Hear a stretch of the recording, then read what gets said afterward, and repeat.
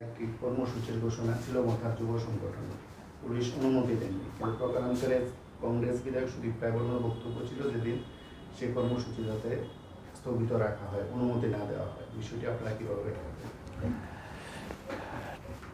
ত্রিপুরা মথা তাদের যুব সংগঠন ওয়াইটিএফের ডাকে আগামী 7 তারিখে আগরতলায় স্বামী বিবেকানন্দ তথা আস্তাবল ময়দানে এটা কর্মসূচি ডাক দিয়েছিল। তো যেটা আজকে জানলাম, গভর্নমেন্ট নাকি সেই কর্মসূচি করার জন্য অনুমতি দেয়নি। এটা আমি বলবো আমাদের পার্টি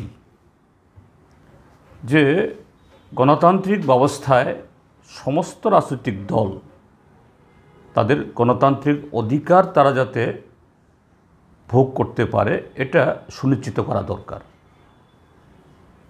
এটা ত্রিপুরা মথাই হোক বা অন্য যে কোনো দল, তার সে গণতান্ত্রিক অধিকার আছে।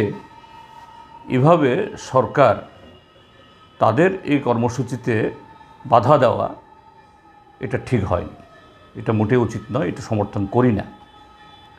এখন কোনো দল যদি তার কোনো ইস্যু সেরকমভাবে সরকারের পক্ষে বা গণতন্ত্রের পক্ষে বা জনগণের পক্ষে যদি সেটা হিতকর না হয়, গণতান্ত্রিকভাবেই তার উত্তর দেওয়া যায়।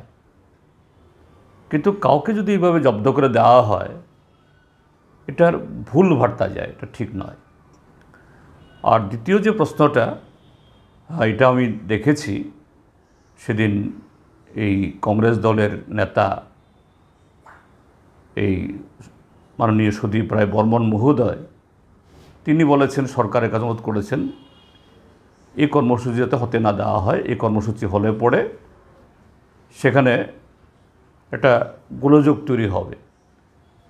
আমার মনে হয় এভাবে বিষয়টাকে ব্যাখ্যা করা উচিত হয়নি।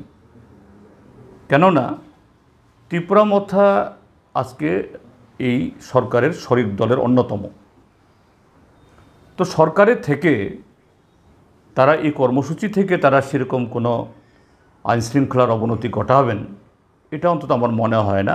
হ্যাঁ, ঠিক আছে, অন্য কর্মসূচিতে এরকম কিছু ঘটনা হয়েছে এবং সাম্প্রতিককালেই এই শান্তির বাজার কমলপুরের, এজন্য সমস্ত ক্ষেত্রেতে এরকম ঘটনা হবে সেরকম ধরে নেওয়া বোধ হয় এটা সমীচীন হবে না। কাজেই আমি বলবো, ঠিক আছে, 7 তারিখ যে কোনো অজুহাত দেখিয়ে সরকার তাদের অনুমতি দেননি, তারা যদি সেই এরকম কর্মসূচি করতেই চায়, গণতান্ত্রিক অধিকারে এরকম কোনো ধরনের প্রতিবন্ধকতা থাকা উচিত নয়। তার বক্তব্য ঠিক বেঠিক এটা পরের কথা, এটা সেভাবে এর কাউন্টার দেওয়া যাবে, সেভাবে এটাকে তার ব্যাখ্যা দেওয়া যাবে। কিন্তু এইভাবে সরকারের তরফ থেকে তার অথরিটি প্রয়োগ করে কাউকে না দেওয়া, এটাকে আমরা সমর্থন করি না।